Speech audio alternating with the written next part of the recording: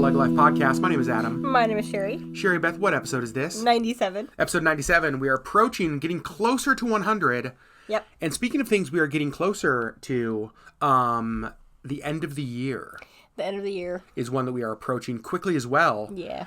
2 months. I don't know how that happened. I tell you, 2023 was a blur. The fact that we're almost to 2024, I just don't know what's happening with time these days. I don't either. It's weird. It is super weird.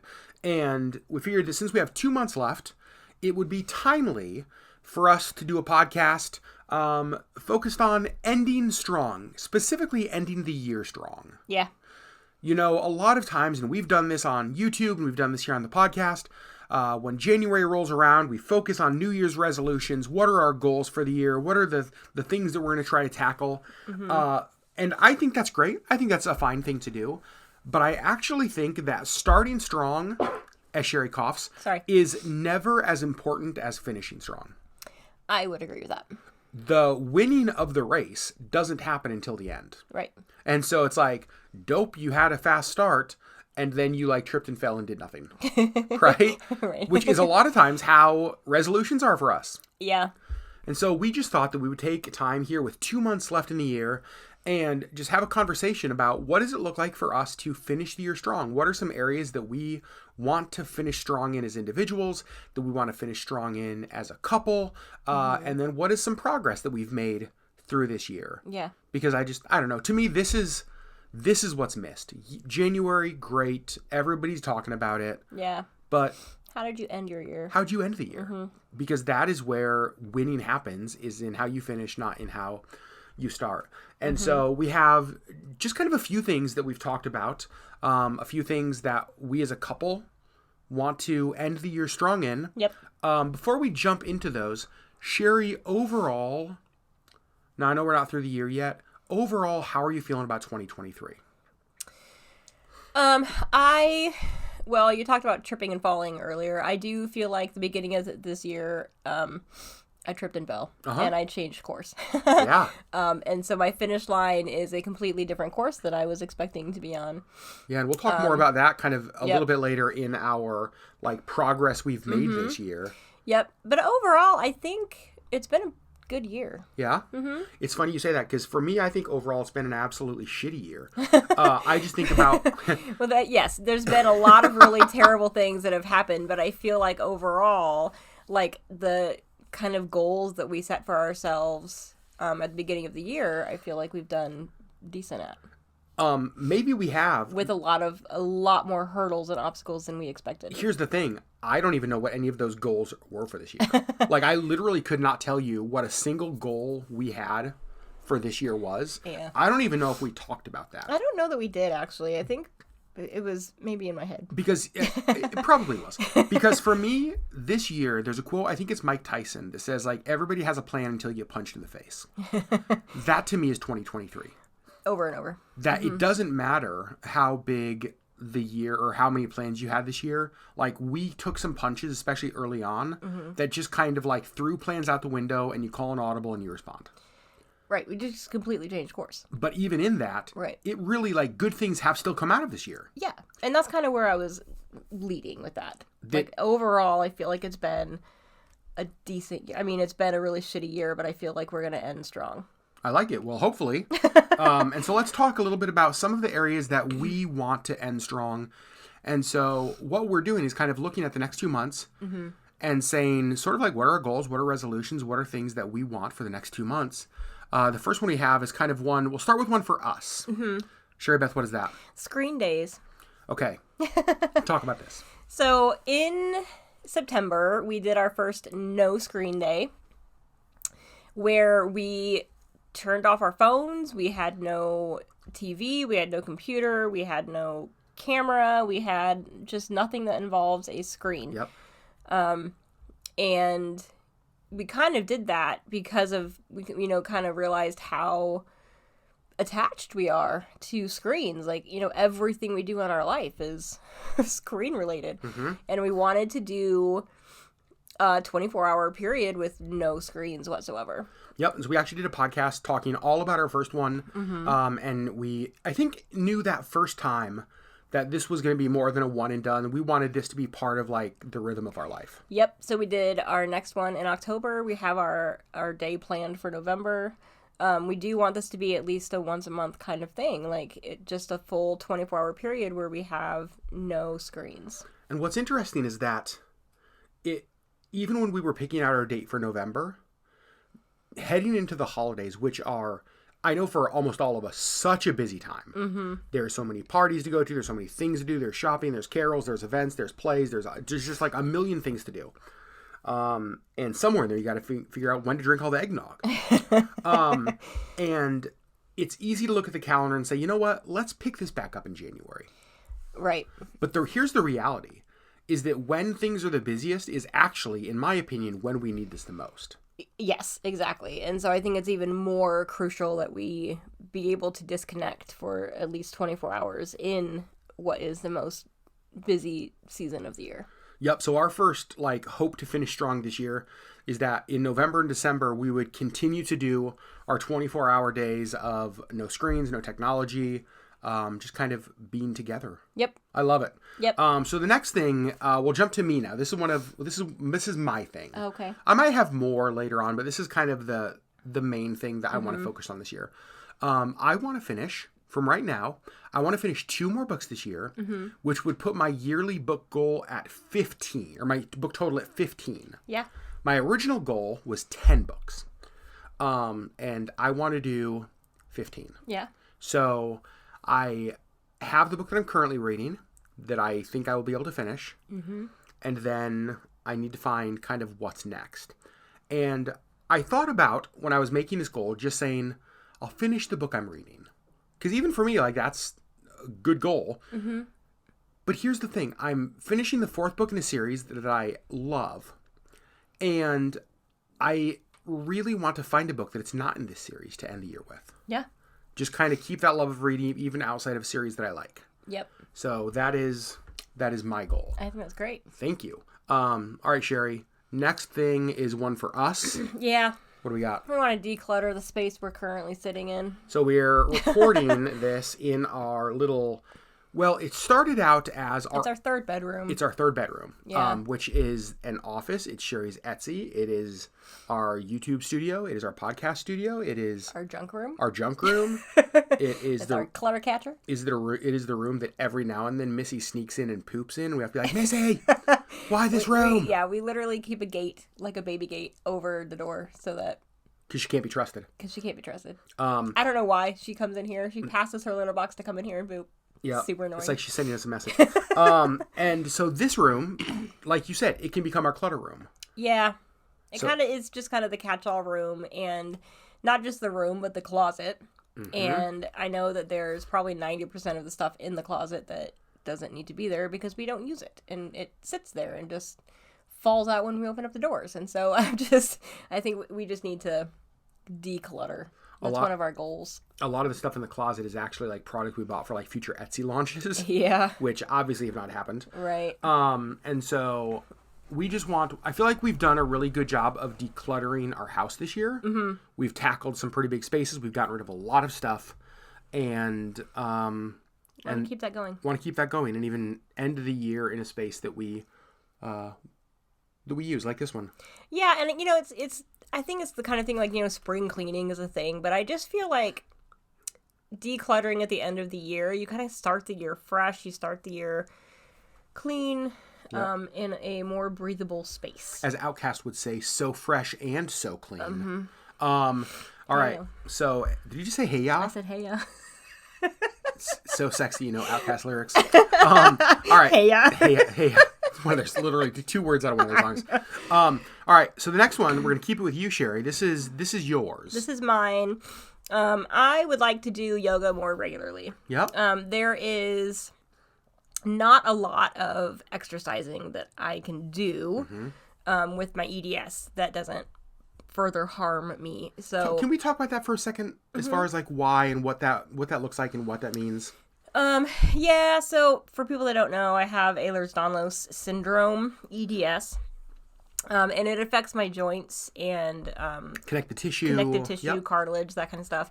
So anything high impact walking on a treadmill, walking in general, running, stairs, any of that kind of stuff, is extremely detrimental to my already degenerative joints. So none of that is really great for exercise, but then it's like, okay, so what kind of exercise can I do? Exactly. So my EDS doctor has recommended yoga because it is low impact. So and obviously, a lot of yoga is stretching. I don't need any help with that because another piece of EDS is that I am extremely flexible. Yep. And so the stretchy part of yoga does absolutely nothing for me. So it's the strength and balance that I really need to focus on. And so I would just like to do more of that and just I feel better when I do yoga regularly, mentally and physically. And it's just something that I want to make more of a priority. And, I think it's one of the things that I think we've said this before on a podcast, but you make time for what's important. And so I want to make time for that because it's important to me to be healthier mentally and physically. I love that. So. I want to hang out here because I want to talk about kind of the process on what is the difference between a goal, a resolution actually coming to fruition and just like being, it's a great idea that nothing that never happens with. You and I haven't talked about what I'm about to say, but this is part of like even some of the stuff we do at my work. It's part of the process of how you turn a thought, an idea, a goal into actual action. So I'm just there's kind of three steps. There's plan, there's account, and then there's act. Right. So you make a plan, you have accountability to that plan, and then you do the plan. Right. Plan, account, act. And so I'm just going to use yoga as an example for this. So the goal is you want to do more strength and balance yoga. Yep. Okay. So for you, what is a plan? Because it's one thing to be like, I just want to do that. And then, great. Like, okay. Like, yeah, but when? And so what does a plan for you for doing more yoga look like? I think that it looks like either setting my alarm earlier or just making time in the day to actually do that. And honestly, it's 15 to 30 minutes. Like, it's not, I don't need hours and hours to do this. I do have a YouTube channel that I follow that specializes in yoga for chronic illness. And so I have all of she has an entire playlist specifically for EDS. So really it's making time in my day. Okay. When do you think realistically, based on you, your schedule, when you like to sleep, when you have like free time, when do you think realistically that time could happen? Realistically for me, I know that I won't set my alarm earlier. Well, so no, and honestly, I'm glad you said that. I really want to. Yeah. But I know that I won't. Yeah. I am not a morning person, and I crawl out of bed about 15 minutes before I need to leave the house. And so I just, I know that's not going to happen. So I probably right when I get home from work is probably ideally the best time for me to do that. Sort of, if I'm in the kitchen making dinner, you get the opportunity to kind of decompress from work. You get to get your yoga in, that kind of thing. And so that would be like Sherry's plan is that when I get home from work, and obviously it's not going to be like a 5-day a week thing, or Right. It's when I can, because, we have other things and other things that come up. But do you have like a certain number of days a week that you, in order to feel like you accomplished this goal, would have done? I would like to do 3 to 5 days a week. Yeah. That's awesome. So 3 to 5 yoga, 3 to 5 days a week when you get home from work. And you do that in the living room on your yoga mat in front of the TV with Sleepy Santasha. Is that her name? She actually just recently changed her YouTube channel name, and I don't remember what it is. I got an email about it. It's still Santosha something, but I forget. It's not Sleepy Santosha anymore, but it's something like that. So, but yeah, that channel. Okay, so that's Sherry's plan. And then the second part of that is like accountability. Yeah. Now in this situation, obviously I get to be one that holds her accountable. Yeah. And so it's like if we come home from work and I know that this is one of Sherry's goals and we're, 2 weeks in And when she gets home, she just goes like right to her books.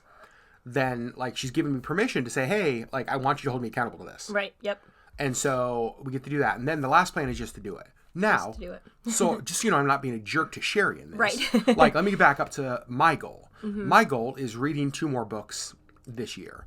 What that looks like for me, for my plan, is that I love the idea of waking up and reading. And I've seen you do that some, but like, I think I'll just go back to sleep. I really enjoy reading right before bed. Yeah. Like, I've really been enjoying that. Historically, what I do is I lay in bed and I doom scroll, like TikTok or Instagram or Facebook.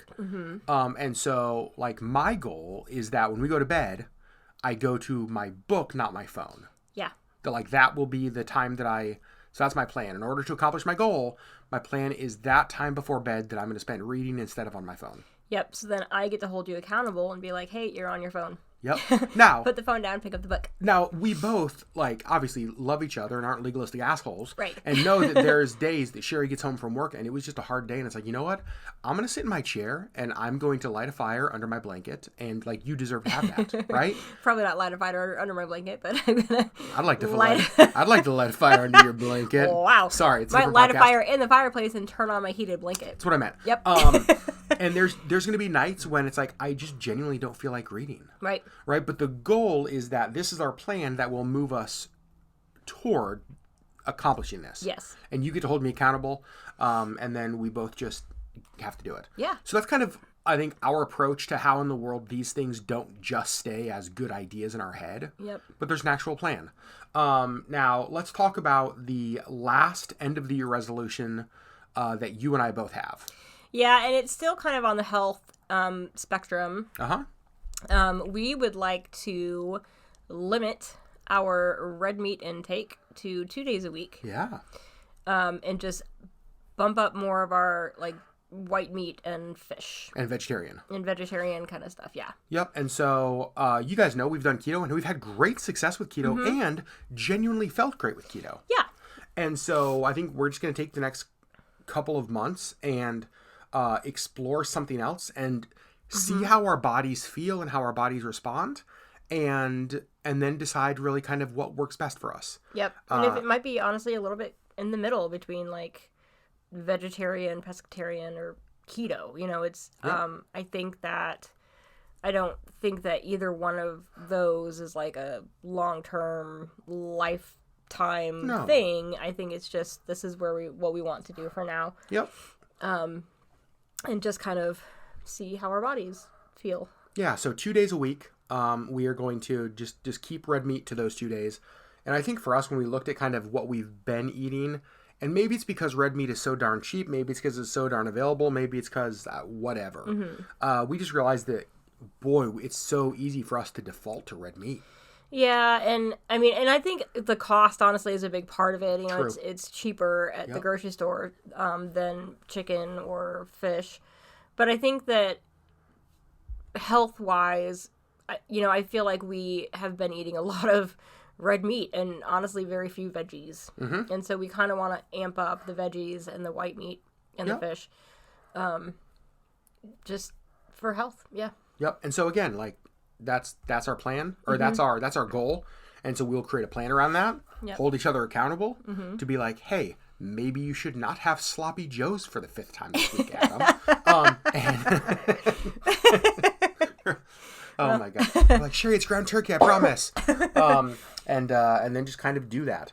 So those are the 5 things, 3 for us, 1 for me, 1 for you, that we would like to end the year strong with. Yeah. I actually feel like all of those are doable for us. I feel like they're doable, and honestly, I don't feel like they're I don't think they're gonna be hard. I don't think that it's even necessarily something that we have to like, fine. I think that it's attainable. Yeah, I think so too. Yeah.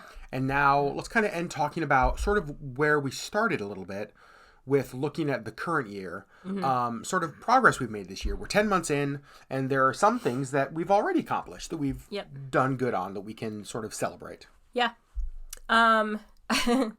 We talked earlier about the, tripping and falling and completely changing course. The Yep, earlier this year. Lost my job of 15 years, and so that kind of threw us for a loop. Yep. And, we didn't really know what was going to happen with that, where I was going to end up. I feel like I am in such a better place, job-wise and mentally, than I was at the beginning of the year. And, obviously in January, I had no idea any of that was going to happen. But I am so glad that it did. And it's crazy to hear you say that, because it was such a shock. Like, I mean, company acquisitions are never easy. You never know what's to come. You never know what's going to happen. We didn't expect to happen what did happen. It was hard for you. It was hard for us. And I think, honestly, when we started thinking about, well, you've done that for 15 years, like, what now? What now? What do I do? I feel like I have one skill set. Like, what, that was really kind of my first, like, professional job. And so there was a lot of doubting of myself. Like, am I even marketable? Like, can I do anything? I don't know. And then what's so funny to me is, like, because you and I had so many of those conversations. So many. Where you were so down on yourself. Yeah. And all of this kind of stuff. And it was so funny, you guys, because this whole job with Princess, the way that it worked, and I don't know that we've ever told the full story about that, but, like, I don't know that we ever will. I don't know. I was just going to say that. And I don't know that we ever will. Yeah. But the way that it was just so clear from the beginning that it felt like Princess wanted you. Yeah. And then, like, how quickly they made the move to just get you the job. And then how, like... And how accommodating they were right at the offset. Just that, we had our viewer crews already planned and booked. Right. And, and they still let me come in and work for 4 days. And then go away for 2.5 weeks, and then come back and pick back up. Even just those kind of that accommodating is just, and that's how it's been. I mean, it's been such a wonderful job. Yeah, it feels like you ended up in a better place. Yeah. And I don't know that I thought that was even really possible. I didn't either, and I'm so glad that I tripped and fell on my face. Isn't that crazy? And completely changed course. And, and again, my finish line is miles away from what I thought it was going to be, but I'm so happy that it's the finish line that I'm at. So that's so cool. Yeah. That's so, what a cool thing to be able to say. It's like, you started the race of this year, tripped and fell right at the beginning. And I'm so glad that I did. I'm so glad that I did. Yeah. Yep. That's so amazing. I think for me, 2 things kind of stand out for me this year. Number one, I just went out with a friend a little bit earlier tonight. We were talking about this. I am feeling health-wise better than I have in a long time. I've lost weight this year. And I'm really proud about that because I've lost weight, I think, every year for a number of years. Right. But there's something about this year that I feel like this is going to sound so weird. I really thought that this year I was going to go up because of all of the stress, because of all the anxiety. Now, I know stress causes you to lose weight, but for me, stress causes me to eat terribly. Stress drives me to comfort, and comfort for me is food. It's one of the reasons I have so many weight problems, is that a job that is super high stress in, like, a really dark area, and not just this job, like past jobs, like, and so I drive to food for comfort, which drives the weight up. Right. But it hasn't in a while, and I'm also feeling better. And so I just love that. I love that my health continues to get better, even as I continue to get older. Yeah. And that's just a really great thing to me. And also, I think for work for me, I just feel like the organization that I lead is in such a good place right now. We've made some changes to our board of directors, and we have an amazing team, and there's clear vision for forward, and there's things that are happening, and it just feels like there's stability and light ahead. Yeah. Which is amazing. Yeah. So, Sherry Beth, any other thoughts? Things to celebrate, things to... I mean, I do feel like we have been punched in the face repeatedly all year long. Yeah. I do feel like it's been a really hard year. But I also I feel like we're finishing strong. I feel like for the most part, the really bad things have come out to end up being good. I mean, 100%. From your job transition, honestly, even mom's cancer, like the time that I've gotten to spend with her intentionally, the time that you got to spend with her when we went down there, just intentional time with mom, even with something as horrible as cancer, that it's like every hit we have taken, there has been gold in there somewhere. Right. And so, yeah, I agree with you. I feel like despite what has happened, this year has been good. Yeah, I think so. I love that. So there you go, friends. Again, the whole purpose of this is just this. I know we talk about this so much in January, and I think that's good. I don't think that's a bad thing, but I don't think we talk about it enough now. I agree. I think I do feel like, and I think that, honestly, I thought that it was this January, but we looked at it was last January, so it's been almost 2 years since we did this podcast about not really wanting, like, resolutions and how icky that word feels, but just, like, having goals and dreams more than, a resolution that you're going to break with the first 4 days of the month. And so I feel like wrapping up the year and, like, okay, so how did we do, is healthier, I think, even than setting those goals in the first place. Well, and even are you further along as a kind human than you were 10 months ago? And even taking time with, like, there's 2 months left. There's still time this year. Like, I'm not writing this year off, right? It's like, that's why we have 5 things that we still want to accomplish this year. And then I think, again, Sherry talked about the problem with resolutions is, like, you don't get anywhere with them. They're easy to break. Go back to that 3-step there. They're easy to break because you don't have a real plan. Or accountability. Yep. And you don't do it. And you just don't do it. And that's why they're easy to break. I'm telling you, when you have a goal, when you have a resolution, a vision, whatever it is, a dream, like, make a real plan.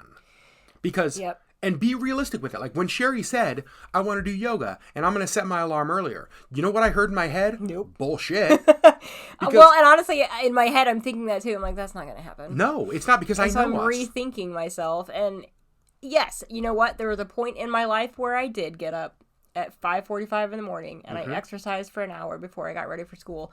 But that was at high school. Yeah. That was 20 plus years ago. We're almost 80 years old, Sherry. Okay. Is that not true? I thought not true. It feels true. We're halfway. Oh. But it was still 20 plus years ago, and my body was far different than it is now. And I was able to get up at 5:45 in the morning and run on the treadmill for an hour. And I can't do that now. I know that. It's not a realistic plan for who you are today. No. It's like if I told you, Sherry, I'm going to read more, and I'm going to set my alarm at 5:45 and read for an hour in the morning. I'd be like, no, you're not. Like, some nights I'm not even asleep by 5:45. Right. Right? And so it's like, make a plan that is real, that is honest to you. Yep. And then have somebody that can call you out on it if you don't do it. Yep. So that, nicely, gently. Nicely and gently. Not being an asshole about it. Like, just being like, you said you wanted to do this. How are you feeling about it tonight? That's right. And reminding about the reason you wanted to do this. Right. So I think that, to me, that's the whole, like, with goal setting, that's where people fail. Because they don't make a plan, they don't have accountability, and then they don't just frickin' do it. They just don't do it. So there we go. Our things. November and December screen-free days. Yep. I'm going to read 2 more books. We're going to declutter this damn studio and closet. Get rid of at least half of the stuff in here. You're waking up at 3 a.m. to do yoga 7 days a week. And then we're going to limit... I'm just kidding. We're going to limit red meat to 2 days a week. Honestly, you know what's funny is, like, I'm almost always awake at 3 a.m. For whatever reason, my body wakes up between 3 and 4 every single morning. Super creepy. For... Sometimes it's a few minutes, sometimes it's an hour, sometimes I'm just awake for the rest of the night. I just don't sleep anymore. And so I probably could get up and do yoga at 3 o'clock in the morning. It's truly a horrible idea. Correct. I'm not going to do that. Good. I'm glad. All right. Anything else? I don't think so. We would like to know how you have done on any of your goals or resolutions or things that you would like to accomplish before the end of the year. I like this. And how can they do that, Adam? How how can they let us know? Yeah. Oh, that's hilarious because this is the part that you always do. And I was like, wait, I don't know. How do they do it? You want me to do it? Nope, I've got it. I've got this. I've been listening to you. I have faith in you. Here we go. My love, you can do this. Thanks. You believe in me and I feel it. So what you're going to do is you're going to head over to YouTube.